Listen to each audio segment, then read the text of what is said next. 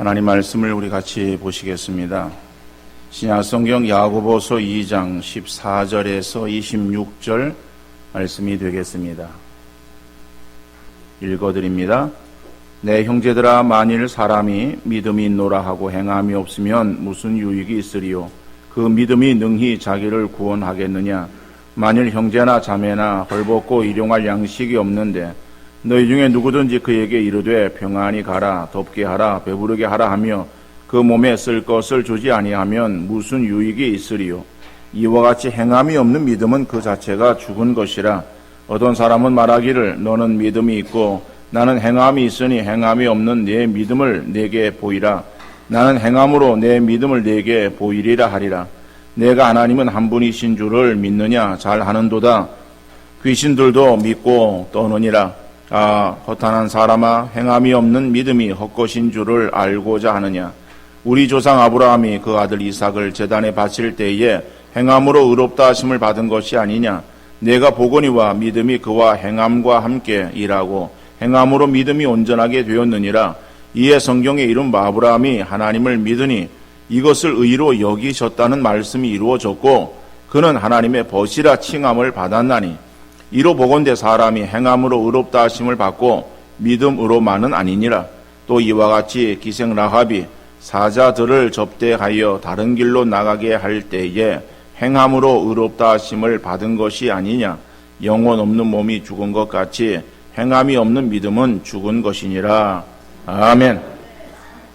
신구약 성경은 약 40명의 사람들이 기록을 했지만은 그 가운데 흐르고 있는 사상은 동일합니다. 문학 전집 가운데에 단편 소설을 모아서 편집한 책이 있습니다. 한 권의 책에 여러 명의 저자들이 쓴 그러한 글들을 모아 놓은 책인데 그 책을 읽어보면은 거기에는 여러 사람들의 개성과 또 특징들이 드러나고 있는 것을 볼 수가 있습니다. 그러나 많은 시간 차이와 여러 사람들이 썼음에도 불구하고 일관되어진 사상이 흐르고 있는 성경은 사람의 손에 의해서 쓰여졌지만은 성령 하나님의 감동으로 쓰여진 책입니다. 그러므로 성경은 여기에서는 이렇게 말하고 저기에서는 저렇게 말하는 것 같아 보여도 실제로는 같은 맥락에서 같은 사상에서 쓰여진 책인 줄로 믿습니다. 그러므로 다른 표현으로 강조되어지고 있는 것을 성경을 읽는 사람이 자기 입장에서 마음대로 해석해서는 안 되는 거예요. 그러니까 성경을 읽을 때는 우리가 어떠한 틀을 가지고 성경을 보느냐라고 하는 것이 매우 중요합니다. 여러분, 세모난 틀을 가지고 세상을 바라보면은 세모나게 보일 거예요. 둥근 틀을 가지고서 세상을 바라보면은 세상은 둥그렇게 보일 거예요. 마찬가지로 우리가 가지고 있는 신앙의 틀, 어떠한 틀을 가지고 있는가에 따라서 성경을 볼 때에 그 성경은 세모로도 보이고 네모로도 보일 수 있습니다. 바로 그 신앙의 틀이 교리라고 하는 거예요. 그래서 성경을 바르게 해석할 수 있는 정확한 틀인 이 교리를 우리가 확립하는 것이 필요하고 그 위에 성경을 우리가 해석할 때에 바른 성경 해석이 이루어질 수 있을 것입니다. 우리가 믿는 그건 구원의 교리라고 하는 것은 어떠한 내용인가 하면은 예수 그리스도를 나의 구세주로 믿는 믿음으로 인해서 우리가 구원함을 얻습니다.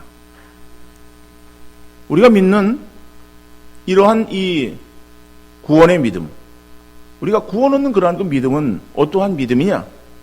예수 그리스도께서 나를 위해 십자가상에서 피 흘려 죽어주신 것을 믿는 바로 그것이 우리의 믿음이에요. 그 믿음의 근거가 되어질 때 그 믿음을 보시고 하나님께서 우리를 구원으로 인도해 주시는 것입니다. 자, 로마서 3장 27절, 28절 말씀에 그런즉 자랑할 때가 어디냐? 있을 수가 없느니라. 무슨 법으로냐? 행위로냐? 아니라 오직 믿음의 법으로니라. 그러므로 사람이 의롭다 하심을 받는 것은 율법의 행위에 있지 않고 믿음으로 되는 줄 우리가 인정하노라. 자, 이렇게 바울은 말하면서 아브라함을 예로 들고 있어요. 4장 로마서 4장 2절 3절 말씀에 보면은 만일 아브라함이 행위로서 의롭다 하심을 받았으면 자랑할 것이 있으려니와 하나님 앞에서는 없느니라. 성경이 무엇을 말하느냐? 아브라함이 하나님을 믿음에 그것이 그에게 의로 여겨진 바 되었느니라 라고 말하는 거예요. 그러니까는 바울은 믿음으로 구원함을 얻는다라고 강조하면서 그 예를 아브라함을 들고 있어요.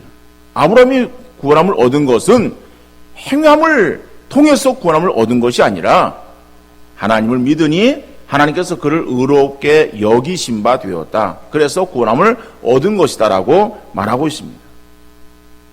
여러분, 근데 오늘 본문 2장 21절 말씀 보면은요, 우리 조상 아브라함이 그 아들 이삭을 제단에 바칠 때에 행함으로 의롭다 하심을 받은 것이 아니냐.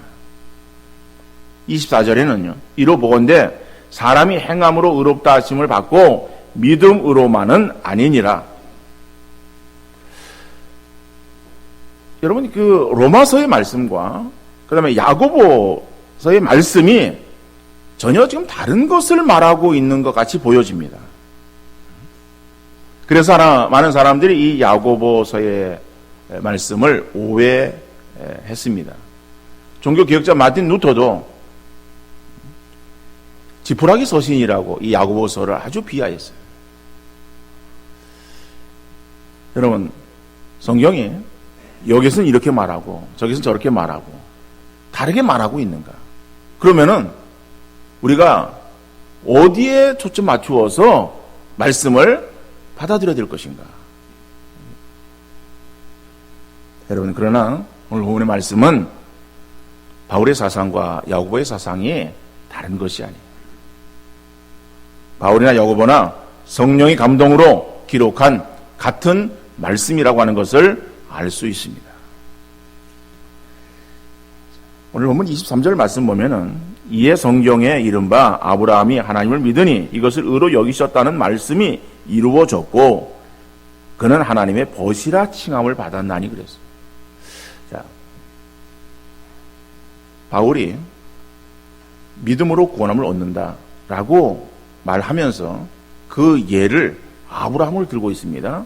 근데 그 아브라함이 구원함을 얻은 것은 아들 이삭을 모리아 산에서 제물로 드리는 그 행위를 통해서 하나님께서 네가 나에게 그러한 일을 행하는구나. 그래, 너 구원함에 이르게 하겠다라고 그 행위를 보시고 의롭게 여겨주신 것이 아니라 이미 아브라함은 하나님을 믿었어요.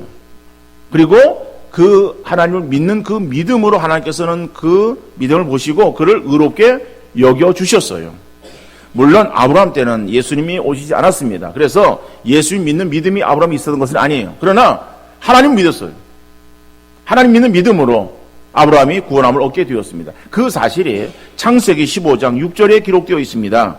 아브라함이 여호와를 믿으니 여호와께서 이를 그의 의로 여기시고 그랬어요. 여러분, 이 말씀은 어떠한 때에 하나님께서 아브라함에게 이 말씀을 하셨는가 하면은 아브라함이 지금 하나님께로부터 부름을 받았고 그리고 그 아브라함은 무자였어요. 자식이 없었어요. 자식이 없는 그러한 가운데에 하나님께서는 아브라함을 밖으로 부르십니다. 그리고 밤하늘에 별을 보게 하십니다. 저 수많은 별들을 바라보면서 내 자손이 이와 같으리라 라고 말씀하시는 거예요. 이 아브라함에게는 엄청난 일 아닙니까? 지금 자기는 무자예요. 그리고 나이가 지금 많습니다. 그리고 아내 사례는 경수가 끊어졌어요. 생리적인 어떠한 그러한 생식이 불가능한 상황에 처해 있는 거예요. 그런데 하나님께서 그런 아브라함을 밖으로 불러내어서 하늘을 바라보게 하시며 별을 보게 하시고 그 별이 많음처럼 내 자손도 많게 되리라 라고 하시는 그 말씀에 아브라함이 믿었다라고 말하는 거예요. 여러분, 이것이 얼마나 놀라운 그러한 믿음입니까? 자, 믿으니 하나님께서 이것을 그의 의로 여기셨습니다. 자, 그러면은 이미 하나님 믿는 믿음으로 아브라함이 구원함을 얻었죠. 그리고 나서 시간이 흘러가는 거예요. 정확하게 얼마나 시간이 흘렀는지는 잘 모르겠습니다. 어쨌든 간에 100세의 아들을 낳죠. 그리고 몇십 년 뒤에 아들을 낳은 거예요. 여러분 100세의 아들을 낳았다라고 하면 그 아들이 얼마나 귀엽겠어요. 우리 부모가 자식을 사랑할 때 눈에 넣어도 아프지 않을 자식 이렇게 표현을 합니다만은 100세에 얻은 자식이라 한다면은 이건 뭐 눈에 넣는 것이 아니라 그죠? 정말 이거는 뭐 어떻게 할 수 없이 너무나도 귀하게 여겨지는 자식일 거예요. 그런데 이 자식이 점점 자라잖아요. 정확한 나이가 언제인지는 뭐 성경에 나와 있지 않습니다만은 그러나 한 청소년기 정도는 되었을 거예요. 힘이 왕성할 때입니다. 하나님께서는 갑자기 아브라함에게 말씀하시는 거예요. 아브라함아, 너 네 아들 독자 이삭을 내게 바치라 라고 말씀하시는 거예요. 여러분 청천벽력 같은 소리가 아브라함에게 들려집니다. 그런 소리에 아브라함이 안 됩니다. 어떻게 얻은 아들인데 이 아들을 달라고 하십니까? 차라리 나를 가져가십시오. 나를 데려가십시오라고 그렇게 항변하실 터인데 아브라함은 그러지 않았어요. 순종했죠. 나무단을 이삭에게 지우고 그리고 모리아산으로 올라갑니다. 그리고 산에 올라가서 거기에서 나무단을 벌려놓고 그 위에 결박하여 이삭을 나무단 위에 제물로 올려놓습니다. 그리고 칼을 들어서 그 이삭을 향해서 이제 죽여서 하나님 앞에 제사를 드리려고 하는 그러한 순간에 하나님께서 아브라함아 아브라함아 부르십니다. 그리고 그 칼을 멈추어라. 자, 하나님께서 그 아브라함의 아들을 드리는 행위를 보시고 그리고 아브라함이 구원 얻을 만한 믿음을 가지고 있다라고 거기서 인정하신 것이 아니라 이미 아브라함은 하나님 믿는 믿음으로 구원함을 얻었어요. 그 아브라함의 믿음이 하나님 말씀에 전적으로 순종하여 도무지 행할 수 없는, 인간으로서는 도무지 행할 수 없는 그러한 그 일을 기꺼이 순종함으로 드려지는 그 행위로 아브라함의 믿음이 증거되어지었다라고 하는 거예요. 그래서 오늘 본문 23절 말씀에서 보면은 이해라고 하는 것은 그 앞에 나오는 말씀이에요. 21절에 우리 조상 아브라함이 그 아들 이삭을 제단에 바칠 때에 라고 하는 그러한 것들이 성경에 이른바 아브라함이 하나님 믿으니 이것을 의로 여기셨다는 말씀이 이루어졌고 그런 거예요. 그러니까 구원함이 아브라함의 구원이 그 아들 이삭을 드리는 것으로 인해서 증거되어진 것을 말씀하고 있는 거예요. 여러분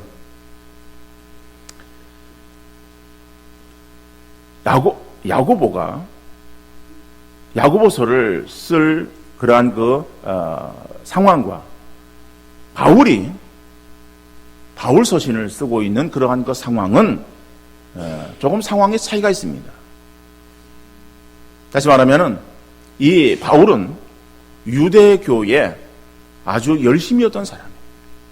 그래서 그 열심이었던 그러한 이 바울이 다메섹으로 가서 예수 믿는 사람들을 잡아서 거기 가두기 위해서 대제사장의 공문서를 가지고 내려가다가 거기서 예수 그리스도를 만나게 되어집니다.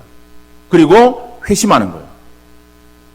자, 회심해서 그리고 그가 이제 기독교인이 됩니다. 유대교인에서 기독교인으로 개종하는 거예요. 개종하고 나서 보니까는 유대교의 그 구원관이 너무 잘못되었다라고 하는 것을 그가 깨닫게 되어집니다. 유대교의 구원관은 무엇인가 하면은 율법을 지켜야 되는 거예요. 율법을 전적으로 지켜야 되는데 율법을 전적으로 지킬 수 없기 때문에 그 율법을 자기들이 바꾸어서 해석해 놓은 그러한 그 장로들의 유전, 그것을 그들이 지켜야 된다라고 강조했던 거예요. 근데 그것은 온전한 율법도 아니고 그리고 사람이 율법을 다 100% 지킬 수 없는 거예요. 그러니까 그것은 율법이라고 하는 것은 사람이 구원함에 이르게 하는 것이 아니라 율법은 그걸 통해서 사람이 죄인이구나 하는, 내 것을 행할 수 없는 연약한 존재구나 하는 것을 깨닫게 하기 위해서 우리에게 율법을 주신 거예요. 우리 비치는 거울이에요. 그런데 유대인들은 그 율법을 지킴으로 인해서 구원함을 얻고 또 할례를 얻어야 구원함을 얻는다라고 그들은 생각 그것을 열심히 이행을 했던 것입니다. 그런데 보니까는 바울이 보니까는 그것이 아니에요. 그래서 잘못되어진 그러한 유대 교회 그러한 이 구원에 대해서 그는 반박하면서 참된 구원이 무엇이냐? 참된 구원이라고 하는 것은 오직 예수 그리스도를 믿음으로 인해서 그 예수님이 나의 죄를 위해서 십자가상에서 피 흘려 죽으셨다라고 하는 그것을 믿는 믿음으로 인해서 구원함을 얻는다라고 하는 것을 강조해서 말씀하고 있는 거예요. 그러니까 바울 서신은 바로 그것을 계속 강조하고 있는 내용의 말씀이에요. 유대교의 율법에 대해서 반해서 그래서 진정으로 구원 얻는 그러한 믿음이라고 하는 것은 예수 그리스도를 믿는 믿음으로 인해서 구원함을 얻는다라고 하는 것을 강조하는 바울의 그러한 말씀이고, 야고보는 바울 선생보다 늦게 기록이 되어졌습니다. 예수 그리스도께서 부활 승천하시고 제자들에 의해서 복음이 전파되어집니다. 그러니까 복음이 전파되어지는데 그 당시에 함께 있었던 이단들도 있었고 헬라의 어떤 철학의 어떤 그러한 영향들도 있었어요. 그래서 이 구원에 대해서 어떠한 형식적이고 그리고 피상적인 그런 어떤 구원에 대한 어떤 형이상학적인 그런 어떤 측면에서의 구원을 강조하고 믿음을 강조하고 그리고 그 구원에 따르는 삶이 들어가지 않는 그러한 사람들이 많이 있었어요. 자, 그러한 사람들을 보면서 야고보는 우리에게 있어서의 구원이라고 하는 것은 단지 우리가 예수 그리스도를 믿음으로 인해서 구원함을 얻었다라고 하는 그 사실로 인해서 우리가 내가 구원함을 얻었다라고 그렇게 자신을 장담할 것이 아니라 구원함을 얻은 사람은 그 삶에서 구원에 합당한 그러한 행위가 그러한 삶이 드러나야 그 사람이 진정으로 믿는 사람이고 그 사람이 진정으로 구원받은 사람이다 라고 하는 것을 강조해서 말하고 있는 거예요. 그러니까 그 구원에 대한 강조점이 서로 다른 거예요. 내용은 같은 거예요. 그래서 야고보는 본문을 통해서 그 행위를 얘기하면서 그 행위가 드러나는 그러한 믿음이 되어질 때에 그 믿음은 정말 구원 얻은 진정한 믿음이라고 말할 수 있는 것이다 라고 하는 것이다. 그러니까 야고보는 우리가 믿음을 가지고 있다라고 하면서도 그 믿음이 어떠한 피상적인 그러한 그 믿음이라고 할 때의 그 믿음은 우리를 구원으로 인도하는 참된 믿음이 될 수가 없다라고 하는 측면에서의 강조해서 지금 야고보서를 쓰고 있는 거예요. 여러분이 믿음이라고 하는 것은 정확한 믿음이 되어야 돼요. 분명한 믿음이 되어야 되는 거예요. 그러니까 그 믿음은 천국의 문을 여는 열쇠예요. 우리가 천국 들어갈 때에 뭘로 들어갑니까?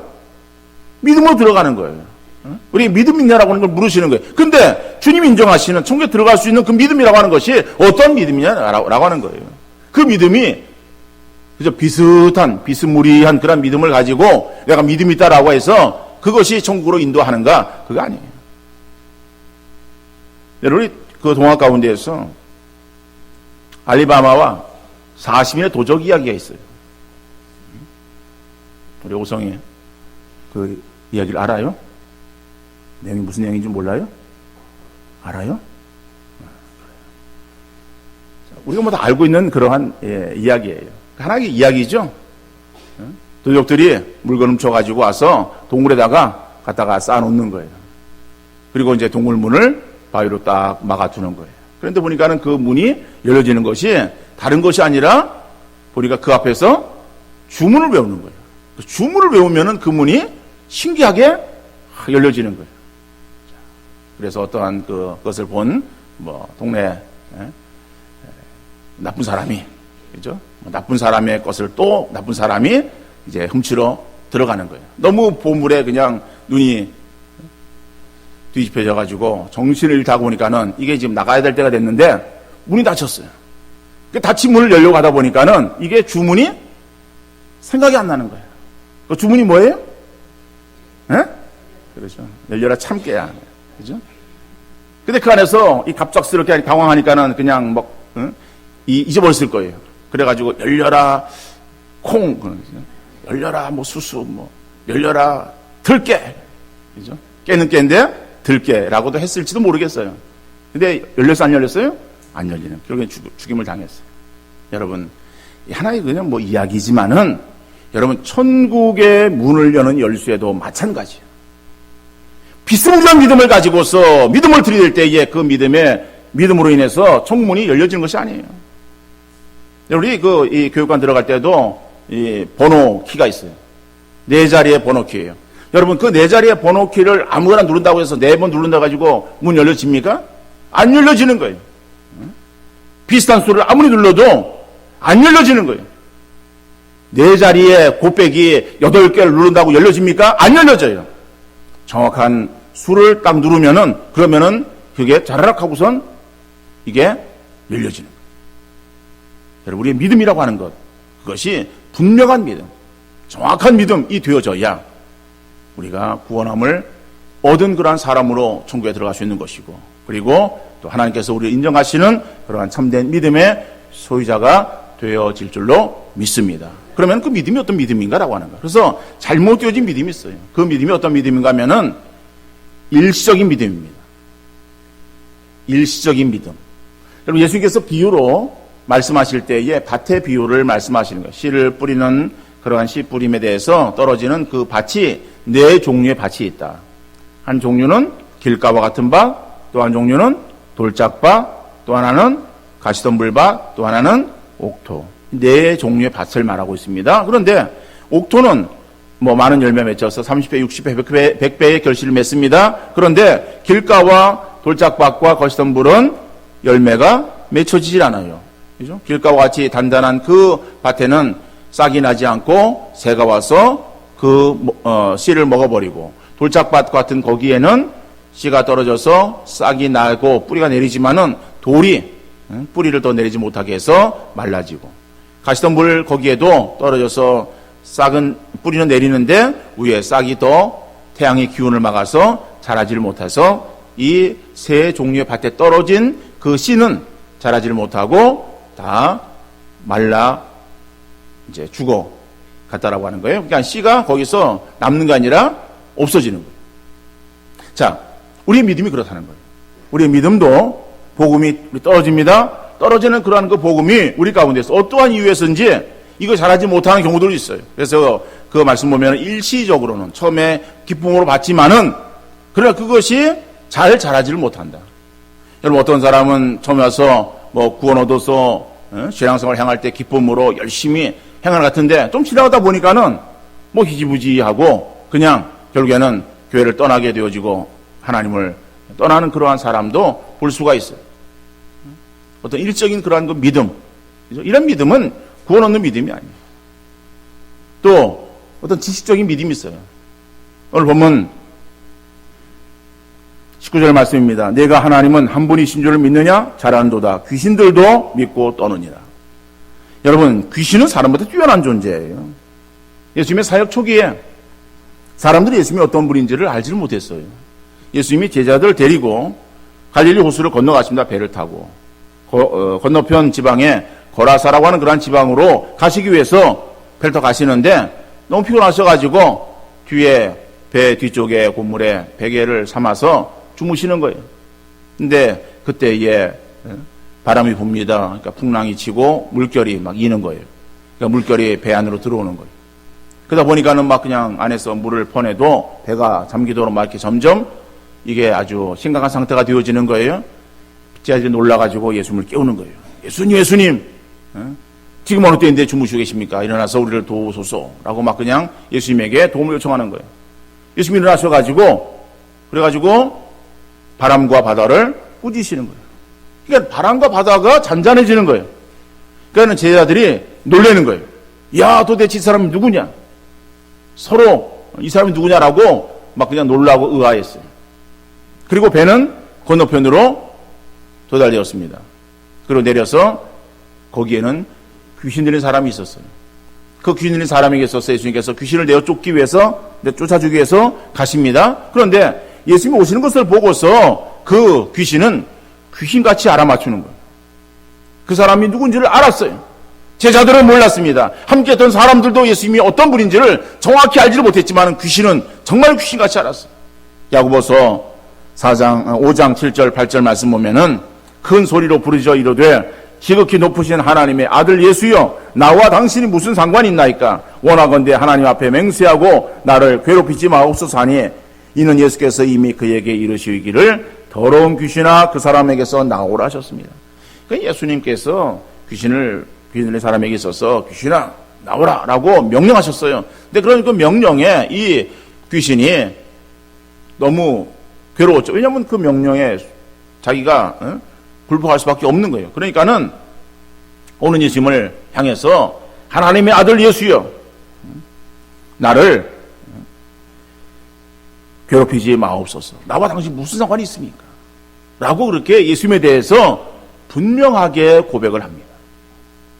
여러분, 우리가 예수 그리스도에 대해서 어떠한 지식적으로 예수님이 어떠한 분이시고 예수님이 하신 일이 무엇이고 라고 하는 것에 대해서 우리가 잘 알고 있다고 할지라도 거기에 대한 분명한 믿음이 없는 그러한 그 경우는 이것은 우리를 구원으로 인도하는 참된 믿음이라고 말할 수 없는 거예요. 그러므로 참된 믿음은 행함이 따르는 믿음이 되어야 진정한 믿음이라고 말할 수 있는 것입니다.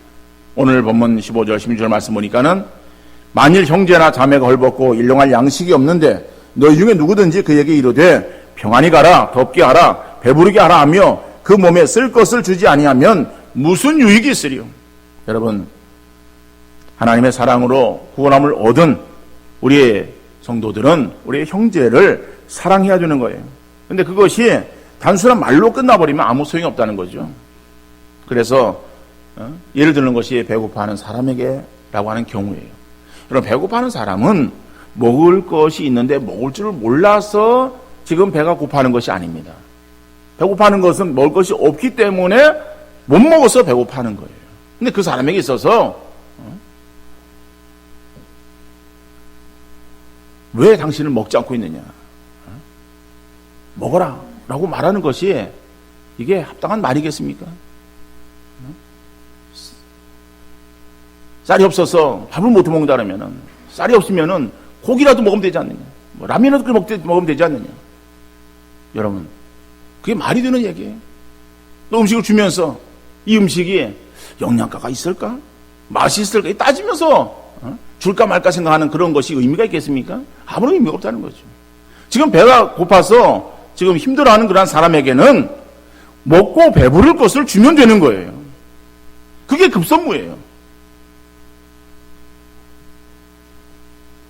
그러므로 야고보는 우리가 구원을 얻었다고 하면은 불쌍한 형제를 보고 그 마음에 사랑의 마음이 일어나서 그 사랑으로 무엇인가 그 사람에게 필요한 것을 해주어야 그 사람이 진정으로 구원을 받은 하나님의 백성이라고 말할 수 있다라고 하는 거예요.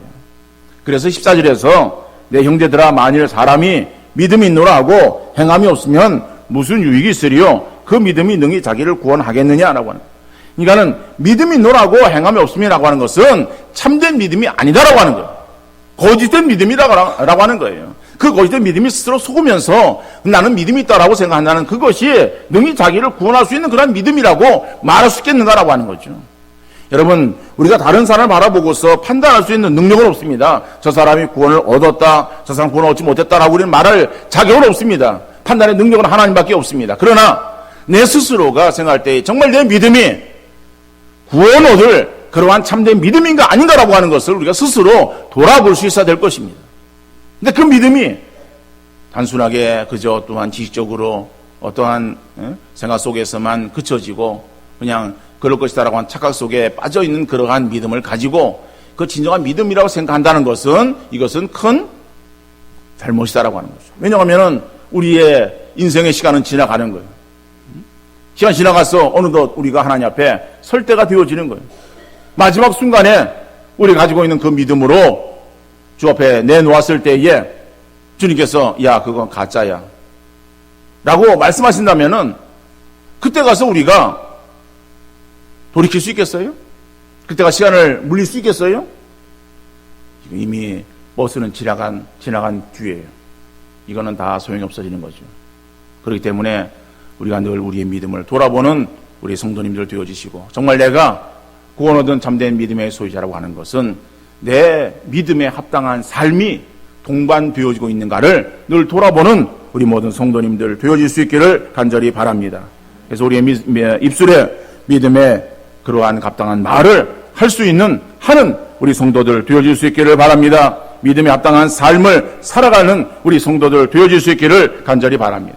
그래서 혼탁한 세상에 더욱더 믿음의 빛을 드러내고 착한 행실을 통하여 하나님의 나라를 확장하고 그 하나님의 나라를 이루어가는 데에 앞장서는 우리 귀한 성도들 되어질 수 있기를 주님 이름으로 축원합니다.